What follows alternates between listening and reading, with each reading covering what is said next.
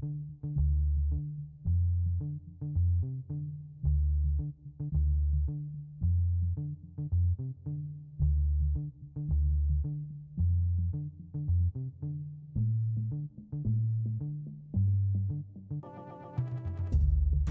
everyone. Welcome to another episode of Into the Bytecode. Today, I sat down with Tracheopteryx. Trach is a uniquely thoughtful and interesting person, as you realized through this conversation. He's one of the key leaders in the Yearn Finance community after its legendary Genesis event, and he was also responsible for designing and driving the adoption of the governance system at Yearn. In this conversation, we talked about Yearn's evolution and key moments in its history, with an eye towards takeaways that might be useful for other projects. We talked about the introduction of the multisig, then the mint, a very complex governance proposal where the community eventually chose to dilute themselves in order to reward core contributors. And then we also talk about constraint delegation, the governance model that Trach helped design and which is operating in Yearn today, which I think could be used by many, many more teams in this space. The other big area that we got into was Coordinape. Coordinape is a protocol for decentralizing compensation. It was designed and incubated inside of Yearn and is now being built as an independent project. And towards the end of the conversation, we got into something I was really curious to talk about, which is pseudonymity. We hear the story behind Trach's name, and he also shares a perspective that has really stayed with me since. This was a really, really fun conversation, and I hope you enjoy it.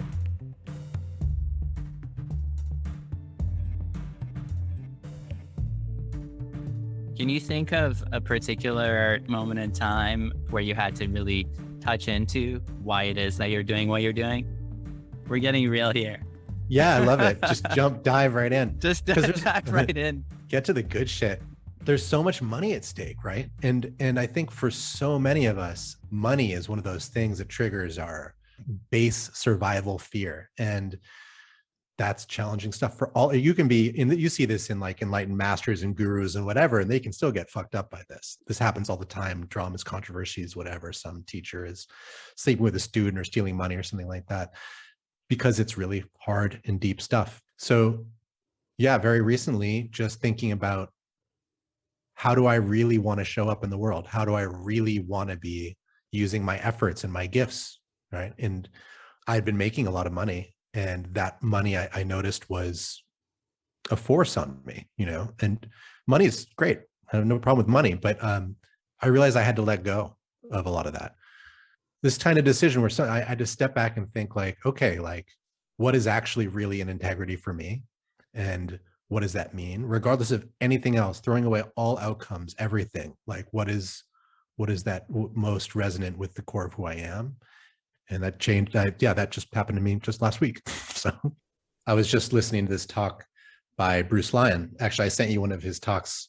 Yeah. Well, a talk he was giving on money. And he said it so beautifully. It's like, really, are you acting from fear? Or are you acting from love? And is the economy one of fear, or is it an economy of love?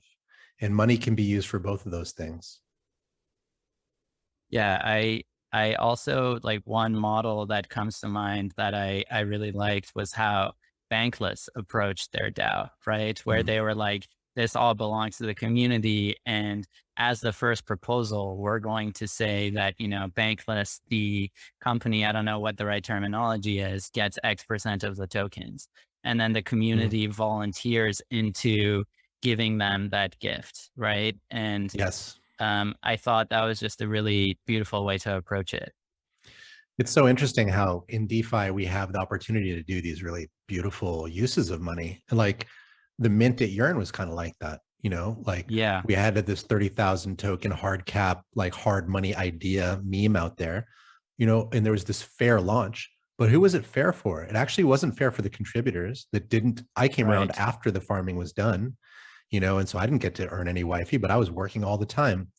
But the community came together and they minted a bunch more YFE to give to the contributors. And that was it was a gift. It was another gift, in the series of gifts at Yearn. This other document that I really, really enjoyed going through, Yearn's Blue Pill. Yeah. one of the pages in there, you're like, it's dangerous what we're doing here. We're putting Yearn's vision into words, and that Yeah. could limit what it can become. Yeah. And that's what it made me think of. But then the vision that you were ultimately putting on paper was that it's to evolve. How did that document come together? I mean, to me, it's like it's just a work of art. It's so Ah, beautiful looking through it. yeah. Thanks a lot. I was really grateful to be a part of that process. There's a lot of people that helped make that come to life. I guess it started, I think I put together a small group of people to think about vision at Yearn, and which is a really tricky thing to do in a pure DAO like Yearn, because generally, well, not tricky, I guess it's more like uncertain. How do you do it in a DAO? Like generally vision comes from the leader, it comes from the CEO or something, or the executive team. We don't have anything like that at Yearn. So how do you make a vision? And so we did it, and I was thinking about this a while, like last year, and started doing some interviews with some people to think about, well, what's your vision for Yearn? Maybe our vision should be like a collage of all these different independent visions. And Redphone did some interviews, and he's a Redphone Crypto, he's a contributor at Yearn, and Weaver, OX Weaver, another contributor at Yearn, did some interviews. He interviewed like 14 people or something. And then we were just kind of talking, and it kind of just started emerging from that. And I think Redphone, yeah. So we hired Redphone kind of on a contract to do some tweet storms for us and some longer form content.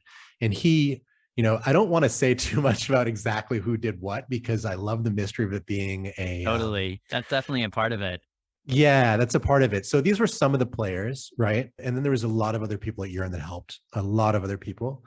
But through that kind of mix, we started working on this long form piece. And different people wrote long pieces of it, and then we edited it, and other people rewrote it and rewrote it and rewrote it, and like a lot. And the idea was to have it illustrated. And we basically shared the text out within Yearn and with some people, and got feedback. And we're like, does this represent us? So from all of those interviews that we did, we kind of had like a starting point with which we, just took our own shot at it, basically. Like, this is what we think the vision is. And then like, does this sound right, guys? So instead of being like, here's the vision, go march, it was reflecting back to the organism. What do we think? What do we think we're seeing here? Getting feedback, going through lots of iterations. It's very slow until we got to text that we really loved. And then we had that illustrated by this amazing agency, including some of our own, contributors to, like Zem, did some of the The illustrations. illustrations are amazing. Yeah, Like they that's did. almost the first thing that is like, whoa, this is Yeah. different. Yeah, it was great. And then we rewrote it.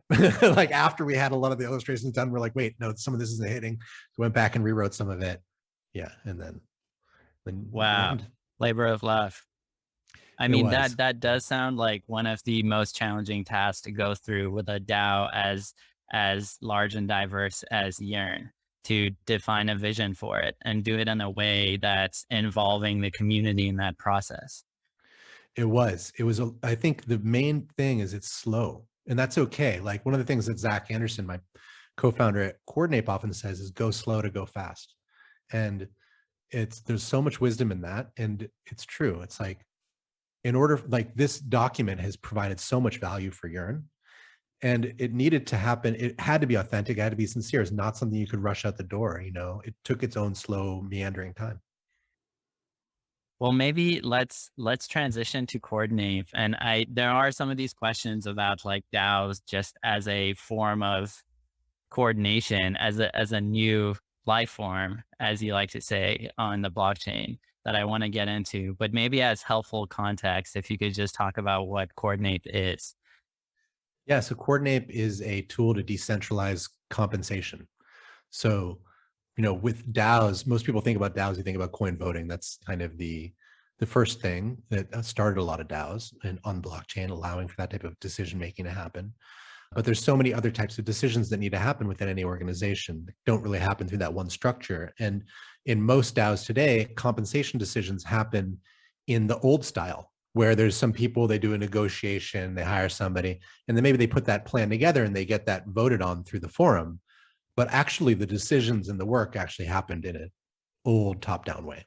So what Coordinape does is it's DeFi native, a way to do compensation It's DAO native, where all you need is a budget, an amount of money that you're spending every month, a group of people that are going to receive that money, and a reason to give them the money, like for creating value for a Yearn.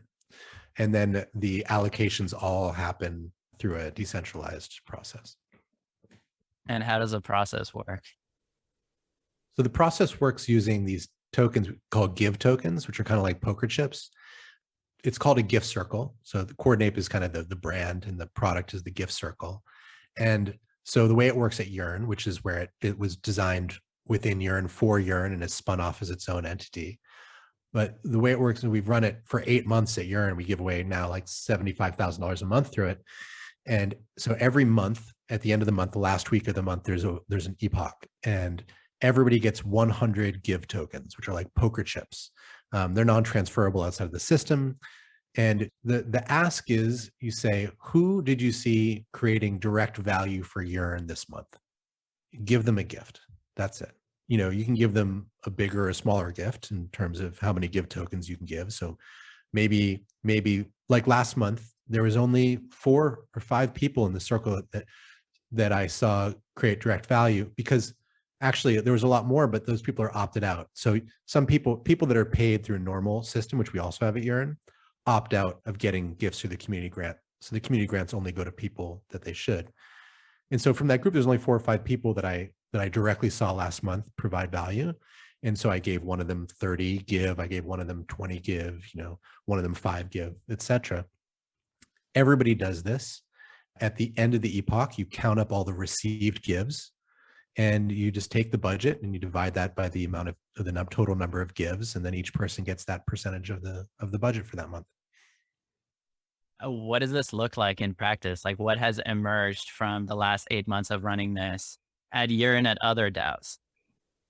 Oh, I mean, so much. I mean, one of the things is just how much more work there is to do. Like, there's so much more to make in this space. It feels like we opened a whole kind of Pandora's box of opportunity, because it really shifts compensation from fear to love, really. It's bringing it into the gift rather than based in scarcity and having to scratch out some amount of money. Because with Coordinape, you get paid retroactively. But the amazing thing is, and the future that I see is one where every protocol has a Coordinape gift circle attached to it. And ideally, it actually, in the next version of Coordinape, you should be able to use it for all types of compensation. You can use this version for that too. It's just a little harder. But if every community has one of these circles, then as a person that wants to contribute to the space, all you need to do is just join a Discord, join a Telegram group, and start making shit. And you will be invited into a Coordinape circle, and you'll start receiving money just based on whatever value you've created. You don't have to negotiate with anybody. You don't have to sign a contract. You don't have to sign an NDA. Do you have something to offer? Make what you are drawn to make, and then money will flow to you. And that's like a much better economy for me to live in. Yeah, you're like increasing the surface area for each group and empowering each person on the edges to basically bring in other people. Yeah. And, in Coordinape V2, which we're in the design phase for right now, I think has made it really clear. It's like one of the big insights is that we did a lot of reading and research around compensation, incentive structure. I mean, there's so much to go into here. Like, it's common knowledge that, if you want to have people provide good work, then you need to, incentivize them ahead of time with a good financial package, right? But the science actually says that that's not true. The science going back to the 60s shows that that's not true. There's a book by Daniel Pink called Drive, which has a lot of great studies around compensation, or you can look at like Charles Eisenstein's Sacred Economics or Reinventing Organization, a lot of different looks at this topic. But direct financial rewards, if then rewards, work for algorithmic work that is like, can be reduced to practice, like, sweeping a floor or doing, some type of chore. But it's actually counterproductive for open-ended heuristic work that requires creative thinking. Like, if you give people a riddle and you say, if you solve this riddle faster than other people, then you'll get, $100. It'll increase the time it takes for them to solve the riddle than if you just don't say anything. Because money tends to fuck up our inherent motivation system. And we've all felt this, right? The soul sucking nature of work sometimes. It's like you get stuck. And my belief on this, what happens is that money just really narrows your vision.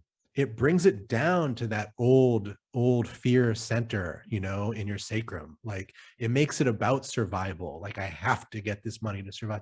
When the work that we're doing is so far from that, we're creating a new world here, and it's creative and open and new, and we need to have all those energies available. We don't want money to limit it. So really, Coordinape is emerging from that. And so in Coordinape V2, you realize that trust, contribution, effort, and compensation are actually three separate things. And they always get lumped together, right? It's like, oh, I'm going to hire you. And now all of a sudden you're trusted. And now all of a sudden we expect you to give all of your effort to this group and you're going to get this much money for it. But like the value you create for a network isn't directly tied to labor hours or sweat. Like we've known that for a long time, but we don't really have a good way to deal with that with compensation. And also that doesn't mean that you're trustworthy if you're getting paid by a group. Like trust is earned in relationships with other people. That's how you define trust. And compensation should be in direct proportion to value provided to a protocol, right? And it doesn't have anything to do with time. Time should be free. We should spend our time however we want. It shouldn't be metered. Got it. So you're decoupling it from, there's no talk of how much did this person work, how many hours they put in. It's like, how much value did they create in your eyes? That's how I would see it. And I think of it as a very protocol centric view. Like right now, when we think about compensation, it's actually a hierarchical centered view. Most compensation systems are developed, in out of, the fires of these rigid hierarchical bodies that go back to, nations and militaries and whatever else. The compensations are tiered, and there's rigid hierarchies. Nothing wrong with hierarchies, just rigid ones aren't great. You want to make that more flexible. You want to like the protocol. Yearn doesn't care, if you've been working there for a year or if you're like got a degree or even if you're a software object, it doesn't care. The value to Yearn should be rewarded, Right. Yeah. It also, I mean, it's also a potential solution to the new way of working that DAOs represent, which is you're not necessarily going to go and join a DAO for 3 years and work full time. Like if you try to force it into the model of compensation, which is equity vesting with a cliff with clawbacks or whatever, you're forcing an old world model onto DAOs when instead they should allow more permeable, come in, help like on a project where you can, then phase out, go do something else. And it should be able to work in those types of situations. Absolutely. Yeah. I mean, that's what we all want, right? Like we work for multiple DAOs. Like the whole nature of work needs to change. It's not about this kind of servant master relationship anymore, or contracts or golden handcuffs or any of that.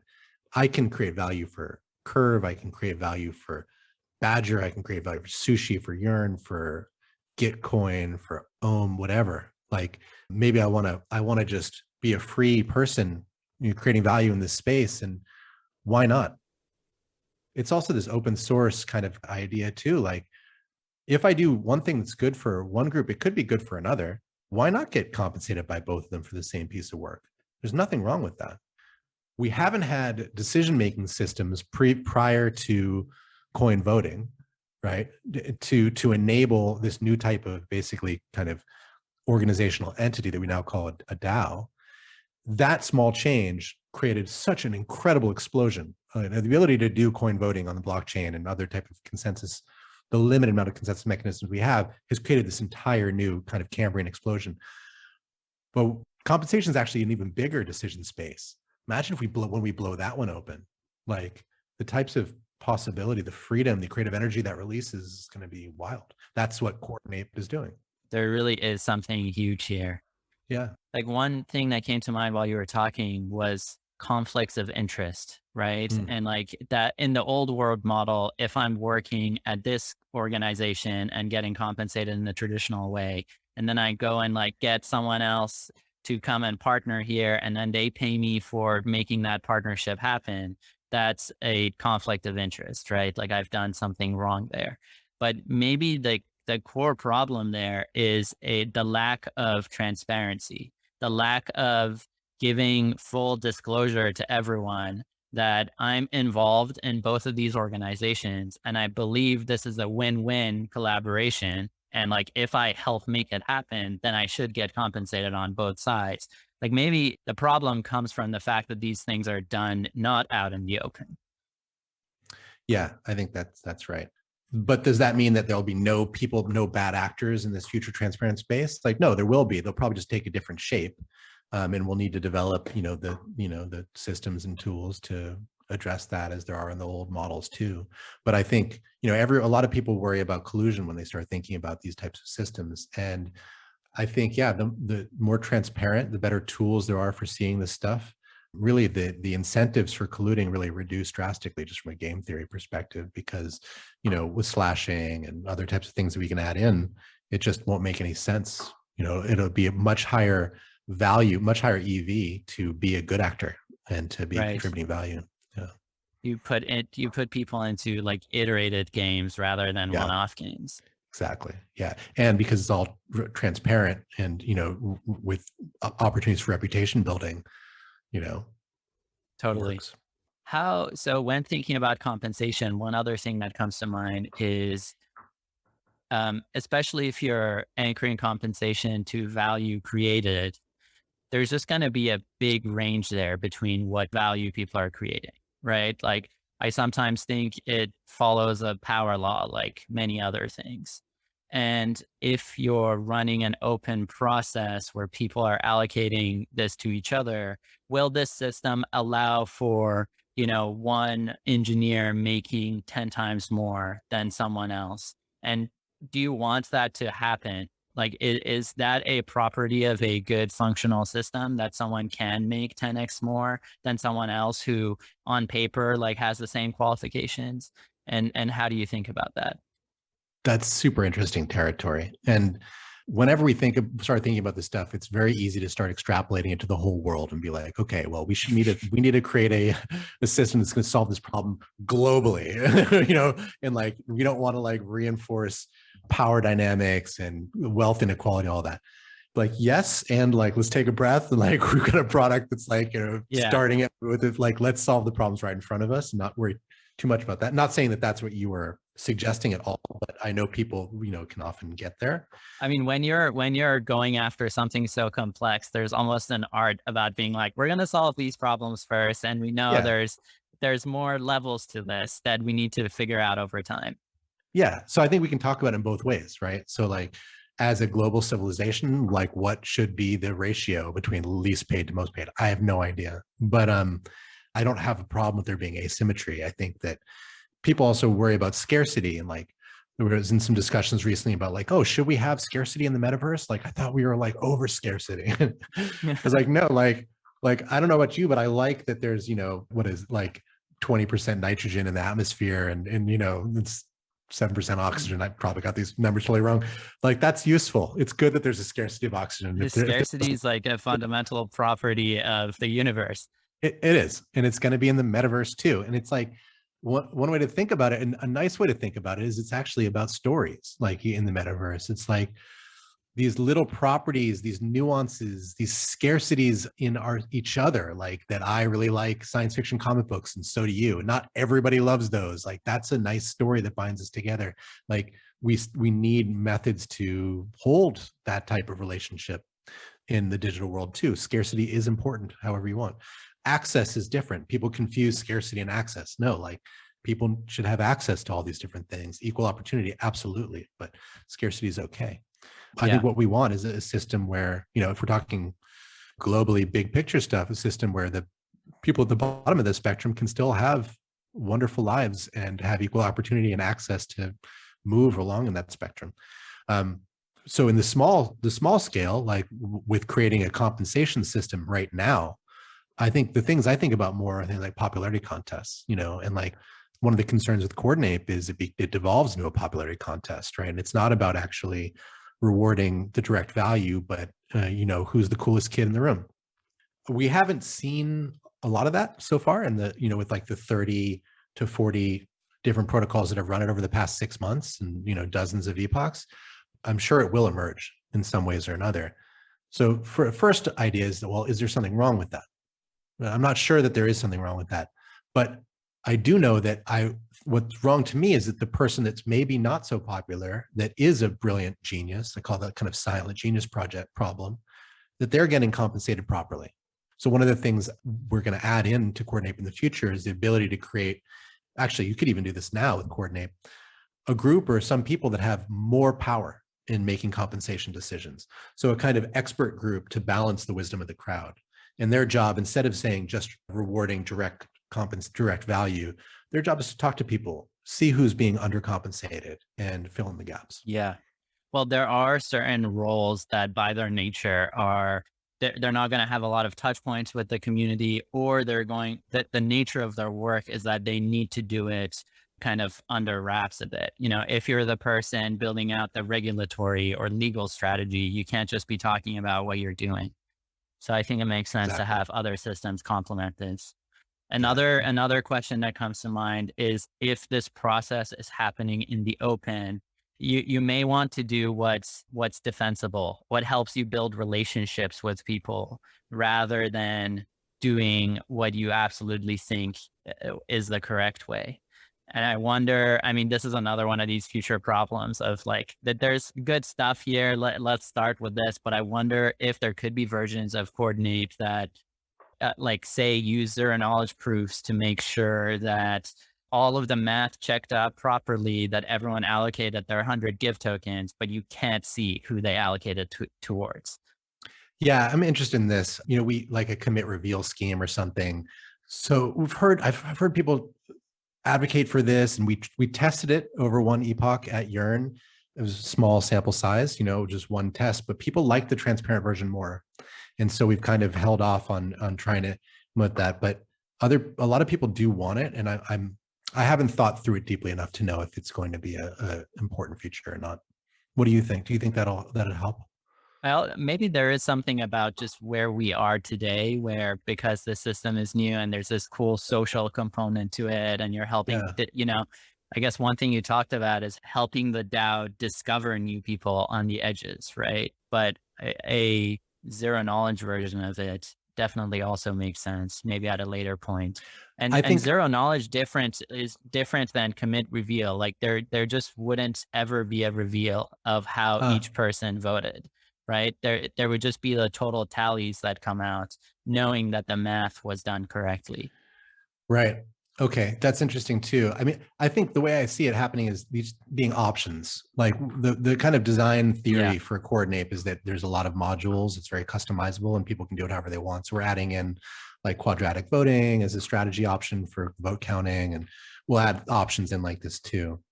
I think like my feeling is it'll be really useful to have this data publicly though, to be able to see like, oh wow, this person got a bunch of give from Stanny and from Kane and from Andre and from all these different, and Vitalik gave this person give, and it's like, wow, that's really interesting kind of chain of reputation that you want to preserve in the system. Totally. It also makes me think like just changing the nature of who the give is coming from, somehow being taken into account in the system. Yeah, Like maybe there's some sort of a page rank that comes in over yeah. time. Well, that's one of the things we're most excited about really in the future is we need a better example, but it becomes a kind of decentralized LinkedIn. I mean, LinkedIn sucks, but I think you know what I'm pointing at. But yeah, to have all that reputation, all those trust, all those relationships, all available.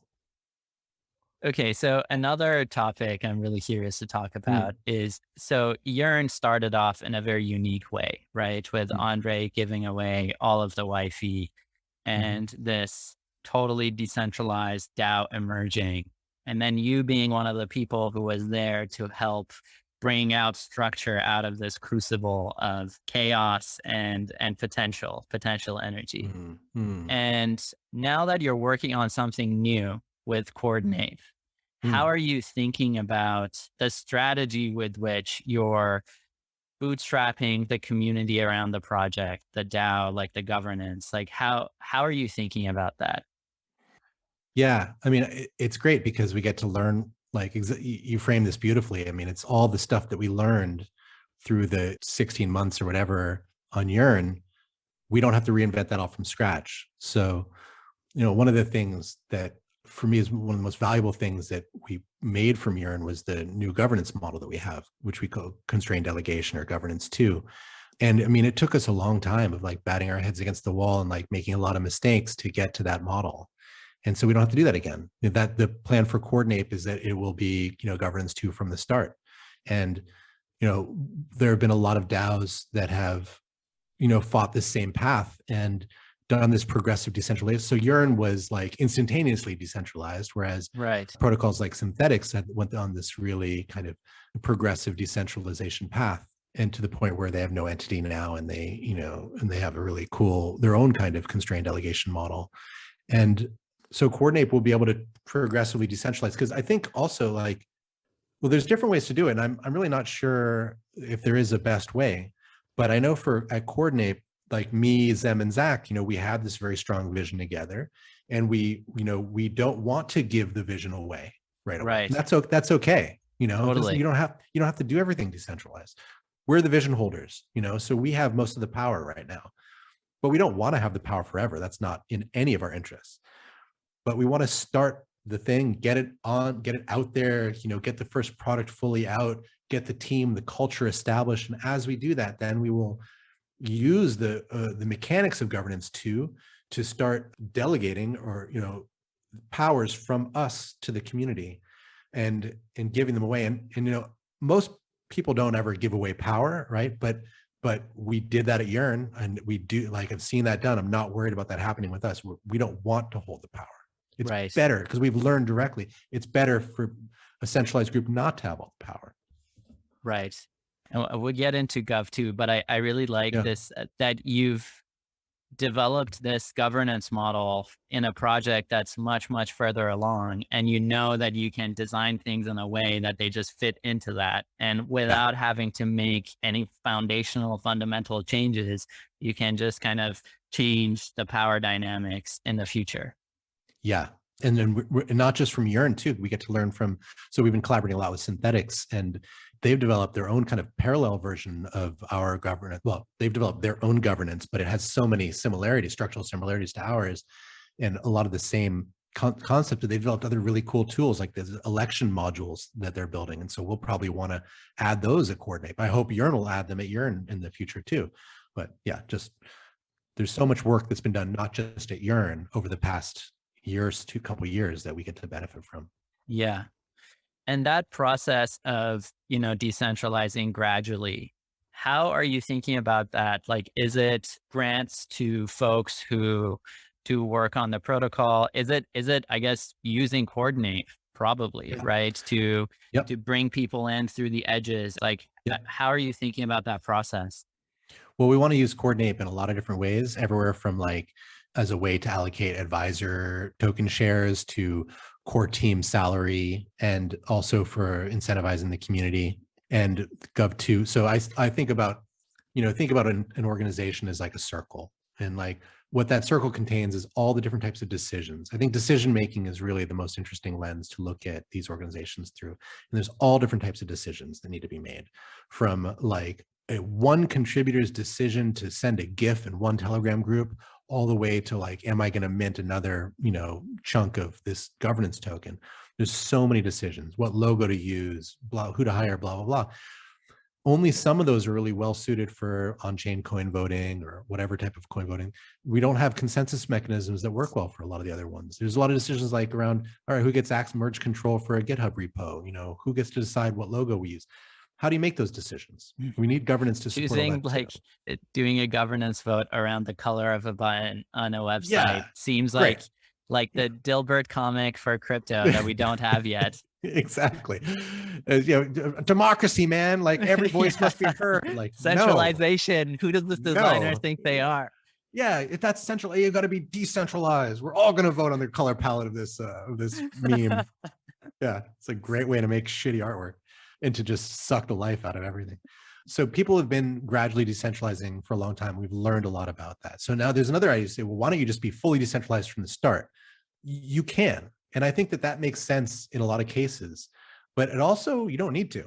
And I think in our case with Coordinape, where we actually have a strong leadership and strong vision, let's not pretend that it's all the community. It's like, no, for right now, it actually is just a few people. That's Yeah, okay, and we don't want to do it forever, but like, we're trying not to gaslight anybody. Like, look, it is centralized totally. right now. Let's And all be adults about this. yeah, This is exactly. how we're Yeah. going to make this thing work. Yeah. I don't want to give up my power right now. And Yeah. that's okay. But I definitely will give it up because I know I don't want it for that long.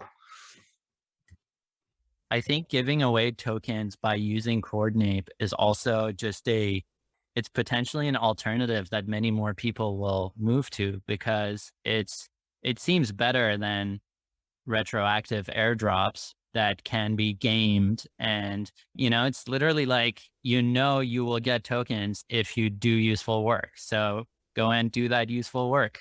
Yeah. I've been calling this contribution mining.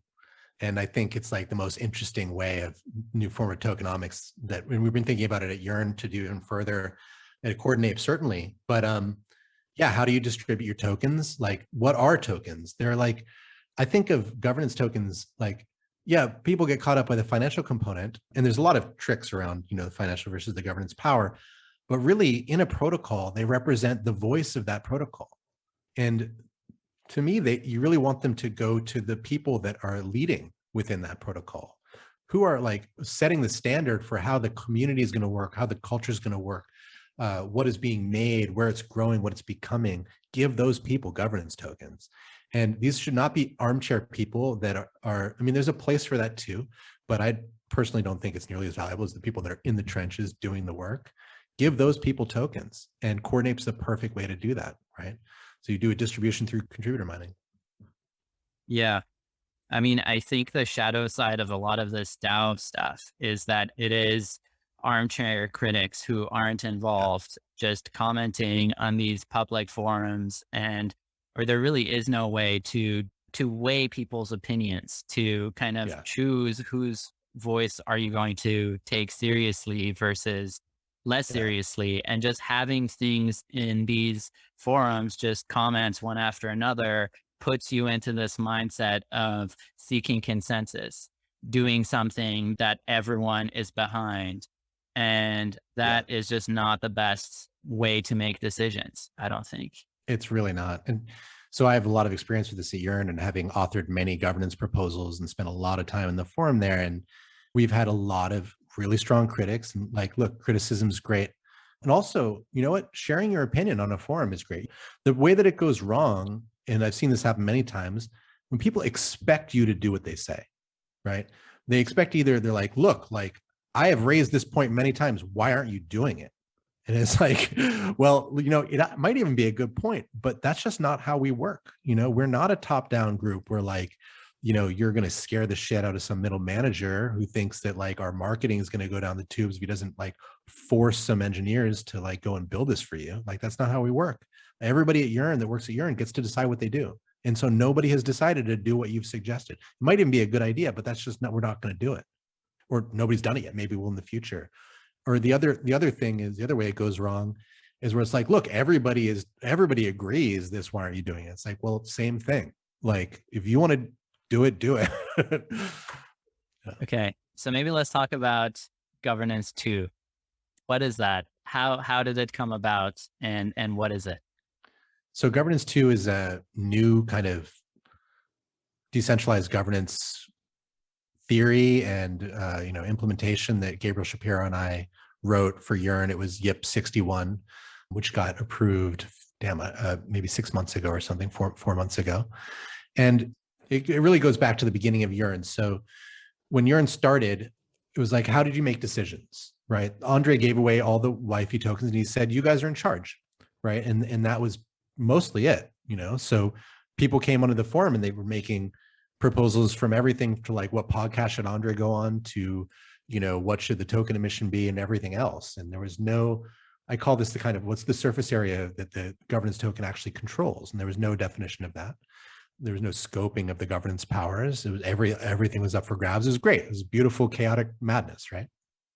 And as time went on, what we ended up seeing was a lot of these just organic groups of people started forming to do things. Like there were developers that were working on the code base, and there were people that were, moderating the forum, and there were people that think about governance and whatever else.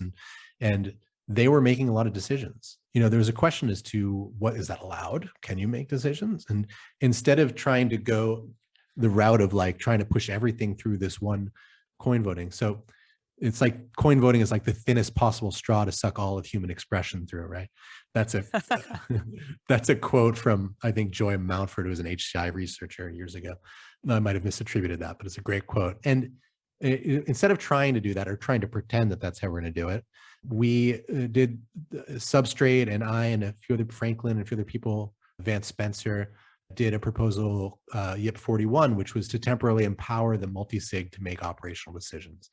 And we said is like, look, like what's happening is people are forming these autonomous teams and they're doing the work. Like, let's empower them to do it. We don't need to be overly democratic about everything. And that passed. And what it did is it gave the multisig 6 months to do some limited things like hire people and make certain set of decisions. And this was the kind of beginning of constrained delegation. And what I'd add is like all of the discussion is fully public on the forum. And it's really interesting to go back and read through these conversations. So the transfer of power to the multisig was YIP, what? 41. 41. 41. Yeah. YIP 41.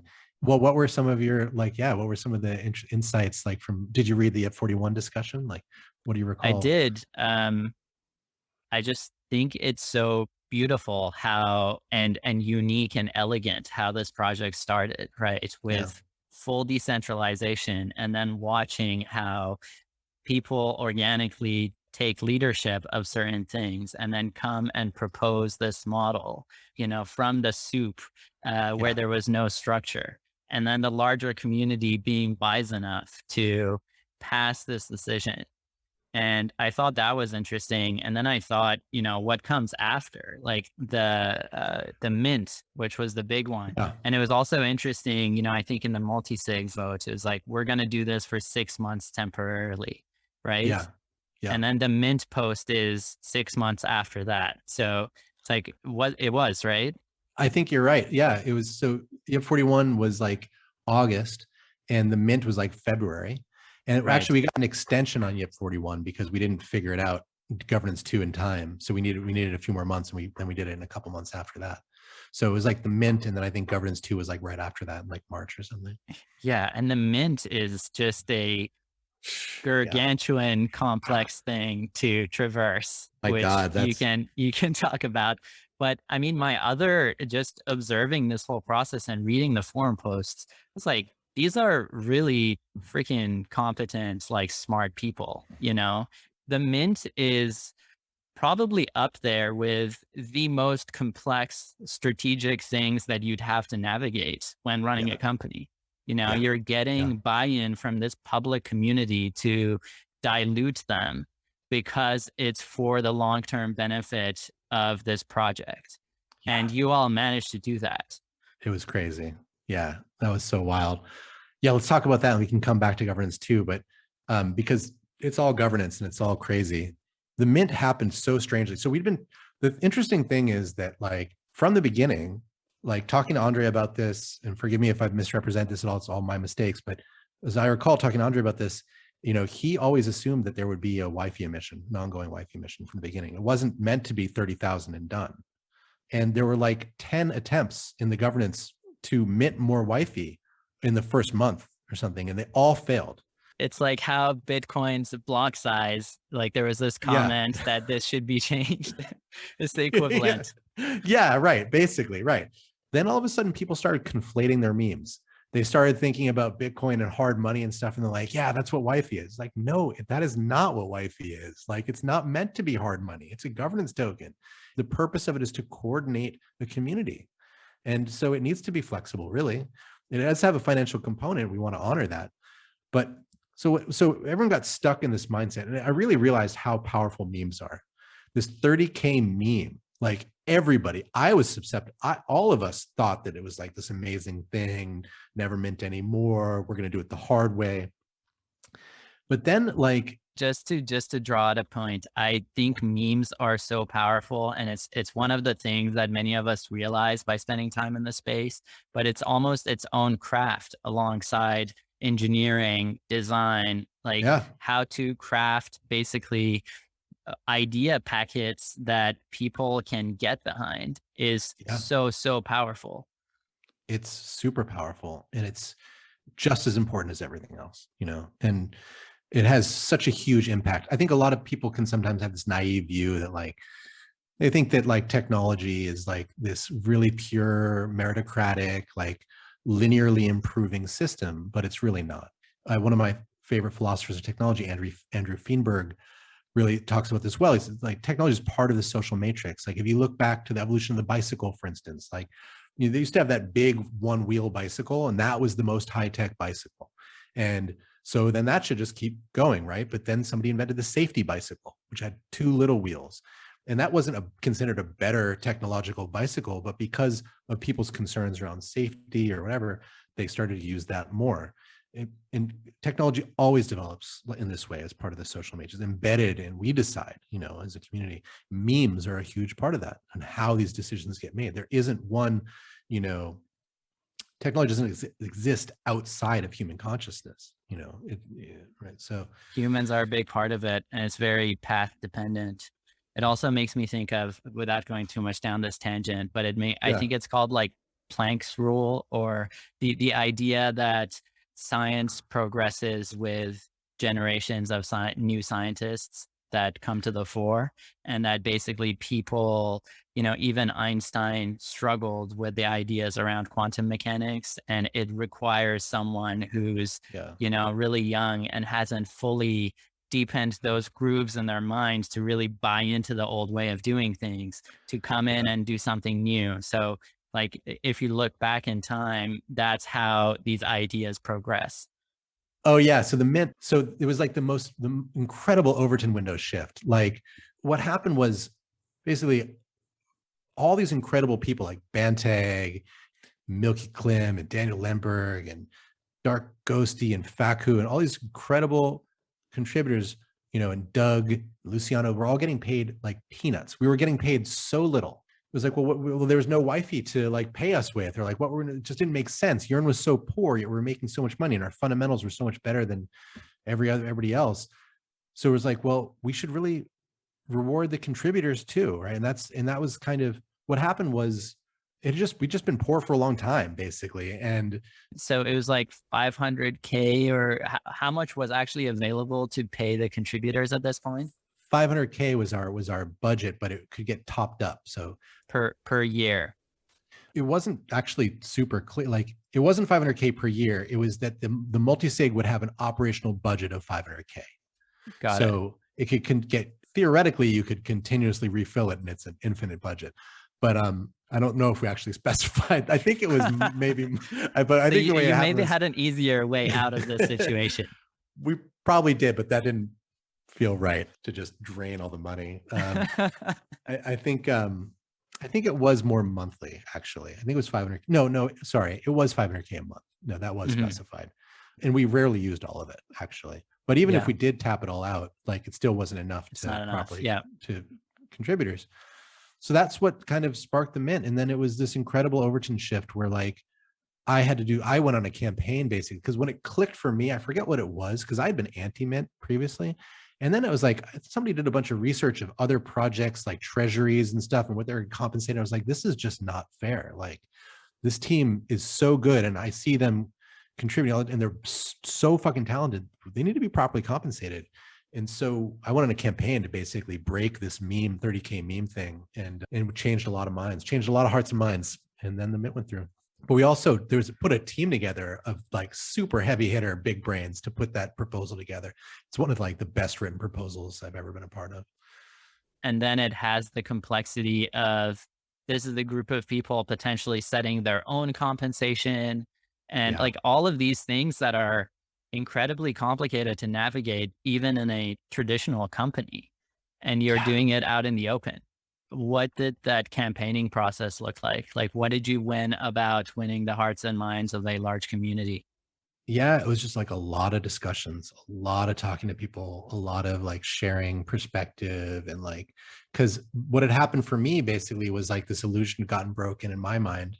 And then, but I saw that same illusion in a bunch of my friends' minds. And it was like, it wasn't about me like enforcing my view on them. It was about questioning it with them together, you know? And I just like took it upon myself to go and have all those conversations and to like get this thing. It was like politics, right? But it was, and it did take a tremendous amount of my energy, and I don't think I would do it again in that same way, but I can't say I don't regret it, and I don't think it was a bad thing. It was intense. It was intense period, and there was a lot of discussions, a lot of debate, and a lot of campaigning really, you know, for this idea. One of the weirdest things is like I was with some people on the team, I was like campaigning to make them rich, you know, like they were like, no, don't do the mint. That's not who we are. You know, I'm like, no, like, you know, we need to do this. You need to be rewarded. That's interesting. And yeah, going back to that multiple, like, I don't know what the multiple is, but having some people in society or in a protocol make 10 times or 20 times the amount of somebody else, as long as that other person that, you know, that's making at the low end of it, you know, has the opportunity for advancement, you know, is making a salary that allows them to be healthy and safe and to take care of themselves, then I have no problem with that. You know, I think that that's actually good because value is asymmetric and there are natural hierarchies and some people do know things better than other people's and that should be rewarded and celebrated. It doesn't have, but we're also used to the really unhealthy power dynamics of exploitation and enslavement and taking advantage of others that we react to that. And that's why you see a lot of people fight against any form of hierarchy. But it's like, look, no, hierarchy is a natural part of the universe. And, you know, we can't pretend that the sun's not bigger than the moon. So it's more about how you hold it. You know, that can, all that stuff can be done in a beautiful, true way too. Okay, and then moving on to Gov 2. Yeah. Yeah. Gov2. That's right. So we talked about YIP 41, where we gave the multisig power. And the multisig is a 6 of 9 gnosis safe multisig. But really, what YIP 41 gave them the power to make decisions, but actually, the people that were making decisions were these organically forming groups of contributors that would form around a shared interest. They would start doing work and they would say, you know, actually, you know what, we should put some of the treasury into this farm because that's going to earn us a lot of yield. And then they would pass that decision to the multisig. The multisig would review it and then they would execute it, or they would veto it if they thought it was not a good idea, or they'd ask questions. And that was just the natural way that it developed. The multisig actually wasn't making many decisions at all other than is this a legitimate action or not. And the purpose of the multisig were these were 9 high reputation public figures that provided a trusted machine for making on-chain decisions so that the treasure is not going to just get wasted. And so Gov2 came out of that. When we did YIP 41, it was for 6 months, and we put a line in there saying that this is a temporary and we will move into a multi-DAO future, which, you know, we saw places like Synthetics doing this multi-DAO system. We thought actually that makes more sense. So we want to move to that. But it actually ended up changing because we didn't do a multi-DAO. We kept one DAO, but instead we created these autonomous teams we call Y teams. And that's the foundation of governance 2. So what governance 2's specific perspective on DAOs comes from this lens of decision making. And we started with just on-chain decisions. So we enumerated 19 decision-making powers that Yearn was doing. And each of these became discrete powers that could be traded and moved around within the system. And then we created this concept of Y teams. These are small teams that can form and be ratified through a process in order to hold these powers on behalf of Y fee holders. And Y fee holders have the ultimate power of delegating or redelegating these powers. So if Y fee holders believe that a Y team is not functioning well, they can take the power back. So it always does go back to them. But then there's also checks and balances. There's also the main multisig, which is a type of Y team, and they have veto power. They could veto even a Y fee holder's motion. So it is, you know, not pretending to be some perfect logical system that can all be put on chain and all work flawlessly. It actually admits that there is space for human discretion, you know, in these systems, and that there is space for some forms of trust. Because I believe that, you know, whatever you're doing, if it's at the edge of what's been done before, it can't be reduced to practice. There always has to be some piece of it that is left for human beings to decide on. It feels like taking corporate governance and learnings that have been there and bringing it on chain with a much higher level of configuration and reconfiguration, right? Importantly, like all of this can change and that's baked into the system. Exactly. So there's a few really key differences, and this is something that's super interesting. So people often say, like, well, what's the difference between like a DAO and an LLC, right? Yeah. And and because they can kind of look the same, like token votes, shareholder votes, like multi-sigs, boards, executive teams, blah blah blah. But I think to really understand the difference, you have to look at the substrate on which they emerge. And the corporate model, which goes back 300 years, is built on top of a platform of government, nation state governance, democracies with legal apparatus and rule of law and militaries and monopolies on physical violence, right? And Hmm. that's what these systems come from. Those systems have also been super vulnerable to entrenched power and to collusion and to the Bilderberg conferences of the world and all these like conspiracies and whatever. When you change that substrate to the blockchain, which is this kind of new physics in the interpersonal space where everything can be transparent and everything can be changed, but it's trustless, and the same people can trust that it's the same for you as the same for me, it is fundamentally different. And that doesn't mean that every structure within it needs to be different. Like people make decisions in small groups. That's not going to change. People work together and Right. the intimacy grows in small groups. That's not going to change. Right. So we're not going to get away from that. Hierarchy exists. That's not going to change. Hierarchy is useful. The differences are these subtle differences, like that it goes from opaque by nature, and baroque by nature, hidden by these corporate veils and legal jargon veils and expertise veils. But a lot of it is mostly just obfuscation on purpose in order to control power. Moving from that to transparently on purpose, like that changes a lot. Moving from rigid hierarchical systems to fluid, natural leadership, natural hierarchical patterns. So with governance too, it looks Yeah. structurally similar, but it's fundamentally different. When you think about the space for potential models for coordination and governance that is made possible by blockchain as a substrate, and Mm-hmm. you've designed this model for Gov2, which is basically at the cutting edge of what we have in this space at this point. Do you have open questions in your mind of Yeah. pieces of the design space that you haven't explored enough, or trade-offs that are inherent in the decisions that you've made with this model? Yeah. Good question. And so this has been thinking about a lot lately with Gabe Shapiro and some other people, more stuff. So I thought Vitalik's recent article on coin voting was really great. And so, Hmm. we have this problem of the ability to separate governance power from the financial power of tokens.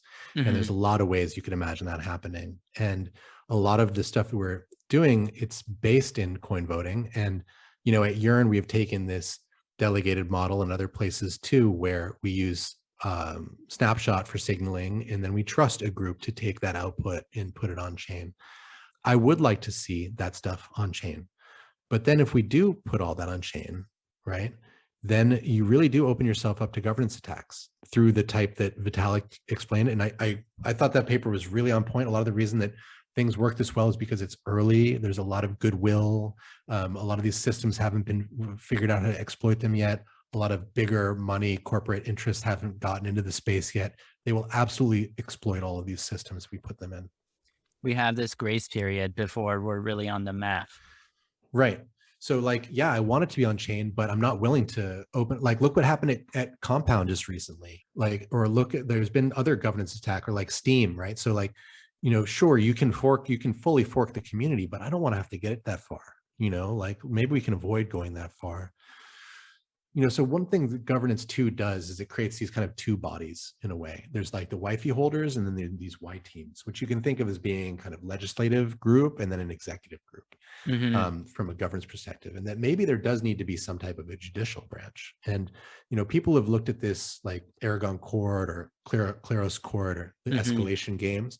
But I think there's another form for that too, which is a inter-DAO body, that an elected delegated body of ambassadors that have a very, very limited scope of what they can decide on.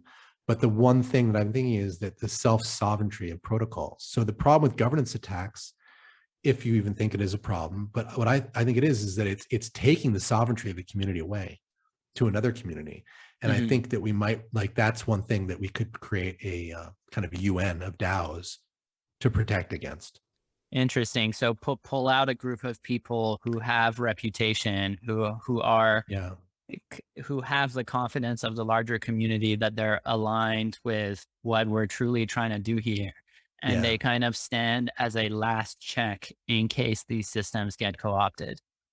Yeah, like I was thinking of it like a 6 of 9 multisig with from 9 different protocols, right? So you take some of the Mm, most trusted protocols, and each one of them elects an ambassador, and it serves on this multisig. And this multisig has one key role across all different on-chain protocols that want to be part of the system, which is to protect them against governance attack.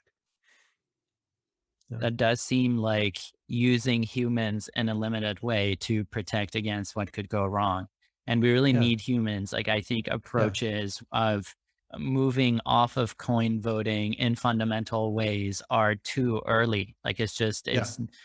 you can't build a web of trust that is going to work and is Sybil resistant. Like, these problems are really difficult to solve. And so this seems like Yeah. a good solution that could work today. Yeah, hopefully one of them, like, because the alternative is that you have like a multi-sig that's within one community, and that kind of, we're doing that and it's working, but it's not ideal. You really want to have as much transparent and on-chain as you can. And so how do we keep pushing that further? This is one way to do that. Going back to constrained delegation Mm. is, if you're talking with, a team that's going down this process of progressive decentralization, would you advise them to use this system? Like, what are the options in front of them, and how do you think about making that decision? Yeah, this is also a really great area. So we went to MCon in I'm using the royal we. I went to MCon We the in Tracheopteryx. the Tracheopteryx clan in Denver, and there was all these incredible. We were no we because Yeah. actually you and I went together. That's what I was. And there was all these great people in the DAO community talking, and like, well, actually, this emerged for me when I was helping the Loot community trying to think about governance. Is like there isn't a really clear like template for people to do governance when you're just starting up. Like the options are like, okay, snapshot, multi-sig, discourse, Discord, right? That's one Hmm. option. Or it's like compound governor, Bravo, if you're more software minded or you want to be more on chain and delegation, and then, website, and then Discord and discourse. And what else is there? Or it's roll your own. And a lot of people are Hmm. rolling your own. But what a lot of these systems totally miss is like why you're doing, what you're governing, and what's the point, Right. Like, first principles thinking about the problem they're trying to solve. Yeah, exactly. That's totally left out. So like talking to people at Gitcoin, like the Gitcoin public library, about like writing some of this stuff, or some of these DAO groups, like let's write up a bunch of this. What we really need is a more legitimacy as a community, and like to write it together, so it doesn't seem like one person pushing their agenda. Like, can we come together and put together this toolkit for new protocols to do governance and understand it better and create better options? Gnosis Zodiac is a super interesting one that's coming online too. Yeah, and that legitimacy is a key piece of it. It's why a lot of people are using Compound Bravo, right? It's Right. because you can say that we're using the same governance model that everyone else is doing rather than Right. rolling our own. So Yeah. governance to the model is really think about what key decisions you have to make as a project, and Yeah. how you want decision making around those to work. And really the framework is a flexible one where the token holders delegates this decision making to particular multisigs that are Yeah. empowered to make these decisions, and then have the power to change that around, or you could have this other Yeah. group that has veto power. It's more a framework for what governance uniquely means for your project. Yeah, absolutely. And so if there's anybody out there that wants to work on this, like reach out to me, because we have governance too, but we haven't implemented all the features. So governance 2 is running in Telegram groups right now. Like there are some of the Y teams are multi-sigs, but some of them don't need to be, like the Y budget team, right? That's just a Telegram group and they do polls, for 3 of 5 voting of the signers within the group, and that works okay. But that's not so easy to like spin up, right?